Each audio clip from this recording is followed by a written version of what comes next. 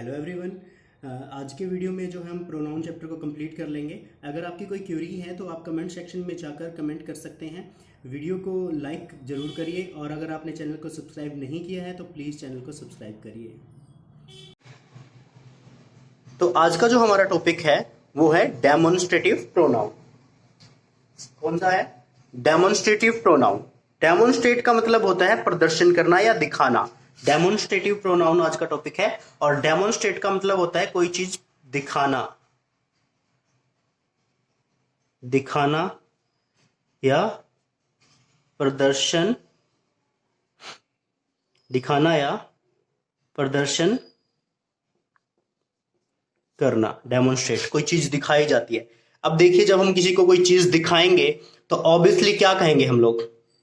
यह, देखो यह एक लड़का है, देखो वो लड़के हैं, देखो ये लड़के हैं। ठीक है, ठीक है।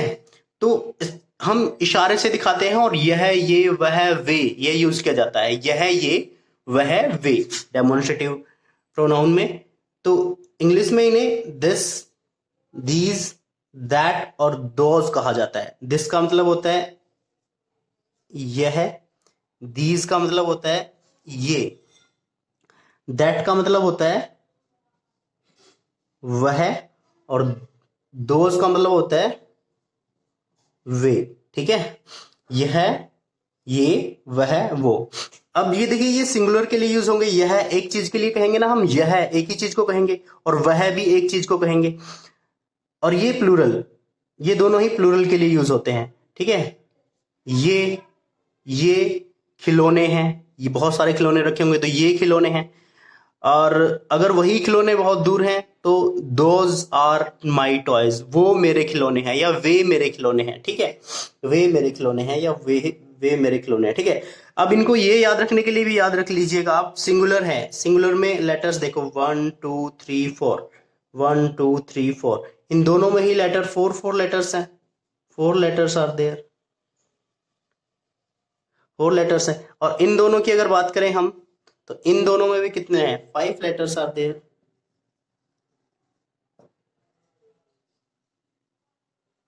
5 लेटर्स हैं। तो ये सिंगुलर के लिए यूज होते हैं, मतलब कम जिनमें हैं वो कम एक के लिए यूज होंगे। और इनमें ज्यादा लेटर्स हैं तो ये प्लूरल के लिए यूज होते हैं। ये लॉजिक बताया मैंने आपकी, आप सिंगुलर और प्लूरल में कंफ्यूज ना हो। इनमें ज्यादा लेटर्स हैं तो ये ज्यादा के लिए यूज होंगे, ज्यादा चीजों के लिए यूज होंगे। ये ऊपर वाले दिस और दीज, ये दोनों नजदीक यानी कि कोई चीज पास है उसके लिए यूज किए जाते हैं। और दोज जो है और दैट है, दैट और दोज ये दोनों दूर के लिए यूज किए जाते हैं। दैट, दोज, अब कोई चीज दूर है, जैसे एग्जांपल से समझ लेते हैं, दिस इज माई बॉल। अब बॉल बहुत नजदीक है, देखो दिस के बहुत नजदीक है बॉल, तो दिस इसलिए खाया, कोई पास में रखी हुई चीज होती है ना उसको दिस खा जाता है, दिस इज माई बॉल। ठीक है, अब ये बॉल्स भी पास हैं तो दीज आर माई बॉल्स। अब ये देखिए, बॉल थी, सिंगुलर थी, दिस आ गया, बॉल्स प्लूरल हो गई तो दीज आ गया।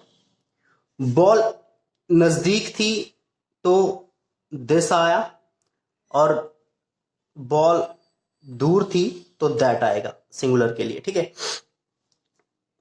अब ये देखिए, ये पक्षी दूर है, बहुत दूर है ना पक्षी, तो दैट इज अ बर्ड, कि वह पक्षी है, वह एक पक्षी है, इसलिए क्या आ गया? दैट आ गया। ठीक है, और बहुत सारे पक्षी हैं और दूर हैं, बहुत दूर हैं, तो दोज आ गया, ज्यादा थे इसलिए दोज आ गया, दोज आर बर्ड्स। दूर थे और ज्यादा थे, दोज आ गया। ठीक है, that is a bird, that is a bird, एक बर्ड है और दूर है इसलिए दैट आया। अगर यही बर्ड पास होता तो दिस आ जाता। दिस और दैट का डिफरेंस समझ आया? दिस और दैट का डिफरेंस समझ आया? दोनों ही एक के लिए यूज होते हैं, एक चीज के लिए। दिस और दैट वन चीज के लिए यूज होते हैं और दिस नजदीक के लिए यूज होता है, दैट दूर के लिए यूज होता है, एक चीज के लिए। ठीक है, उसी तरह से दीज और दोज ये ज्यादा चीजों के लिए यूज होते हैं, बॉल्स एंड बर्ड्स। ठीक है, ज्यादा दो चीजों के लिए यूज होते हैं। और दोनों ज्यादा चीजों के लिए यूज होगा, कॉमन बात तो ये होगी दोनों में कि ज्यादा के लिए यूज होंगे, दोनों में ज्यादा लेटर्स हैं। और जो अलग बात है दोनों में वो ये है कि ये पास के लिए यूज होते हैं और ये दूर के लिए यूज होते हैं। आई थिंक आपको क्लियर हुआ होगा। ठीक है, एक दो सेंटेंसेस और देख लेते हैं जिससे क्लियर हो जाएगा। तो ये मैंने सेंटेंसेस लिखे हैं आपके लिए, देखिए ये पास में है पेंसिल, ठीक है, और एक है सिंगुलर है, ठीक है, पास में है पेंसिल और सिंगुलर है। अब ये बताइए क्या आएगा इसमें, सिंगुलर है, डेफिनेट सी बात है, तो सिंगुलर तो दो ही होते हैं, या तो दिस होता है या दैट होता है, ठीक है। सोचिए क्या आएगा इसमें, नज़दीक के लिए क्या यूज करते हैं हम, तो डेफिनेटली क्या आ जाएगा, दिस आ जाएगा, दिस आ जाएगा, ठीक है। अब ये देखिए ये घर कितनी दूर है, बहुत दूर है ना, तो इन्हीं में से आएगा, एक है सिंगुलर है ना, सिंगुलर एक ही घर है, तो इन दोनों में से ही आएगा डेफिनेटली। क्या आएगा, दूर है तो दैट आ गया, दैट आ गया, ठीक है। अब ये देखिए ये ट्रीज हैं, ये ट्रीज कितनी दूर हैं, पहली बात तो ये प्लूरल है, प्लूरल है तो किस किस में से आएगा, या तो दीज आएगा, ज्यादा लेटर वाले आएंगे ना, या दोज आएगा। देखिए सोचिए क्या आएगा, दीज आएगा क्या दोज आएगा, यहाँ पे बहुत दूर है, दूर के लिए क्या यूज करते हैं, दोज। अब ये पास में है पेड़, बिल्कुल नजदीक है, ठीक है। पहली बात देखो ये भी ध्यान रखना कि यहाँ ये प्लूरल, यहाँ पर प्लूरल वर्ड आए ना तो आपको दीज और दोज में से ही भरना है। अगर यहाँ पे सिंगुलर वर्ड्स आए तो सिंगुलर वर्ड के साथ आपने सिंगुलर प्रोनाउन का यूज करना है। तो ये देखिए ये हम बात कर रहे थे कि ये पास है पेड़, तो पास के लिए क्या हो जाएगा, दीज हो जाएगा। क्लियर, तो आई थिंक आपको क्लियर हो गया होगा, बहुत अच्छे से मैंने आपको समझा दिया है। तो हम इंडेफिनिट प्रोनाउन को डिस्कस कर लेते हैं। जब मैंने आपको स्टार्टिंग में फर्स्ट वीडियो प्रोनाउन का करवाया था तो उसमें मैंने कहा था कि 7 काइंड ऑफ प्रोनाउन होते हैं, लेकिन कुछ बुक में जो है 8 भी होते हैं। ये बुक्स का अलग अलग हिसाब होता है, जैसे जूनियर क्लासेस की बुक है 7, उनमें और भी कम दे रखे हैं, 5 से 6 दे रखे हैं। तो कोई बात नहीं, आप इसे इंक्लूड कर लीजिएगा इंडेफिनिट प्रोनाउन को, ठीक है। इंडेफिनिट का मतलब क्या होता है, अनिश्चित होता है। इंडेफिनिट का मतलब क्या होता है, अनिश्चित। अनिश्चित का मतलब क्या होता है, अनिश्चित का मतलब होता है कि किसी चीज के बारे में श्योरिटी ना होना कि किसकी बात हो रही है, कि बोलने वाला किसके बारे में बात कर रहा है, पता ही नहीं चलता है। ऐसे वर्ड जैसे कोई, कुछ, जो, सो, ऐसे वर्ड होते हैं ना, कोई बोलने से ये आइडिया नहीं आता कि किसकी बात हो रही है, तो इसीलिए इंडेफिनिट कहा जाता है इनको, कि डेफिनेट नहीं होता कि स्पीकर किसकी बात कर रहा है, बोलने वाला किसके बारे में बता रहा है, ठीक है। जैसे वन है, ये सभी के लिए यूज होता है, one should respect his parents, one should respect his और हर पेरेंट्स, ठीक है। तो ये क्या आ जाएगा, वन शुड रिस्पेक्ट हिज और हर पेरेंट्स, भी सभी को अपने पेरेंट्स की रिस्पेक्ट करनी चाहिए। लेकिन सभी कह देने से ये नहीं पता चला कि किसकी बात हो रही है, इसका मतलब क्या होता है, सभी। समवन, समवन का मतलब होता है कोई। अब देखिए कोई, क्या कोई कह देने से पता चल जाता है कि किसकी बात हो रही है, समवन, कोई, ठीक है। Someone has stolen my bag, किसी ने मेरा बैग चुरा लिया, पता नहीं भाई किसने चुराया। तो समवन का मीनिंग क्या होता है, कोई, किसी। और समबडी का भी मीनिंग वही होता है। ये दोनों, इन दोनों का मीनिंग सेम होता है, कोई डिफरेंस नहीं है दोनों में। Everybody, everyone, no one, nobody, ठीक है। ये इनका मीनिंग जो है, इनका मीनिंग सेम होता है, इनका मीनिंग सेम होता है। वन और बडी लगा हुआ है जिनके पीछे।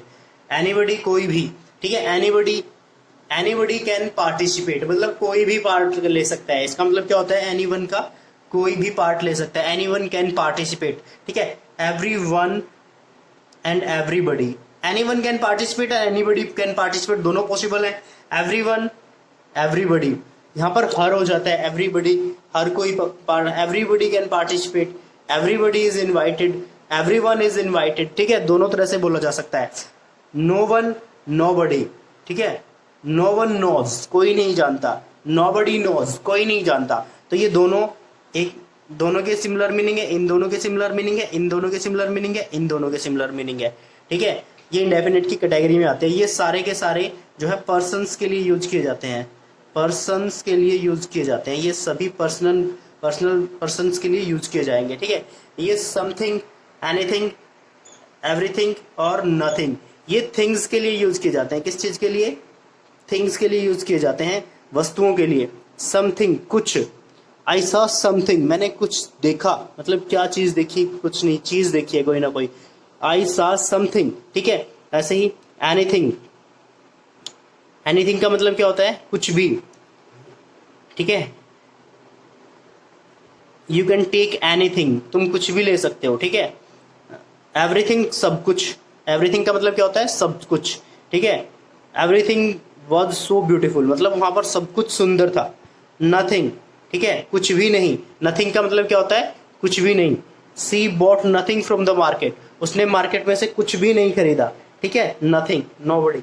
ये देख लीजिए, ये नेगेटिव सेंस में यूज होते हैं। नो वन, ये नेगेटिव सेंस में यूज होंगे। नोबडी एंड नथिंग, ये तीनों ही नेगेटिव, नो लगा हुआ है ना, एंड फॉर नेगेटिव, यानी कि नेगेटिव क्वेश्चन होते हैं, ठीक है। नेगेटिव, नेगेटिव क्वेश्चन में यूज होंगे, ठीक है। अब देखिए, ये आपको क्लियर हुआ होगा। और इसमें कुछ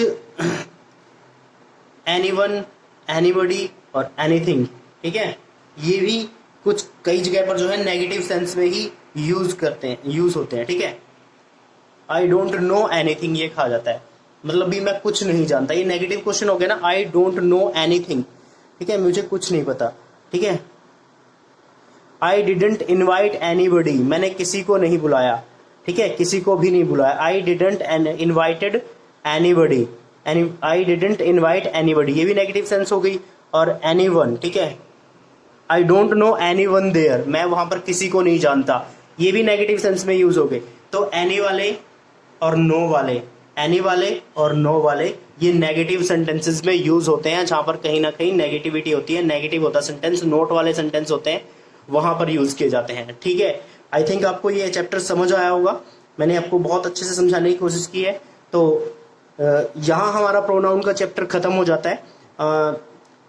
अगर आपको कोई डाउट है, आपको कोई क्वेश्चन पूछना है, तो आप कमेंट सेक्शन में जाकर कमेंट करके क्वेश्चन डाल सकते हैं, मैं डेफिनेटली आपके क्वेश्चन का आंसर दूंगा। और देखिए, अगर आप बिना सब्सक्राइब करे मेरा चैनल देख रहे हैं, मैं बार बार कहता हूं, तो ये बहुत गलत बात है, तो आपको चैनल सब्सक्राइब कर देना चाहिए। और लाइक क्यों नहीं करते वीडियोस को, कोई भी, जितने भी देखता है जो भी, वो लाइक नहीं कर पाता, प्लीज़ वीडियो को लाइक करिए, इससे मुझे थोड़ा सा क्रेडिट मिल जाता है, बहुत मेहनत लगती है वीडियोस बनाने में। और मैं आपकी सुखद भविष्य की कामना करता हूँ। Thanks and have a nice day.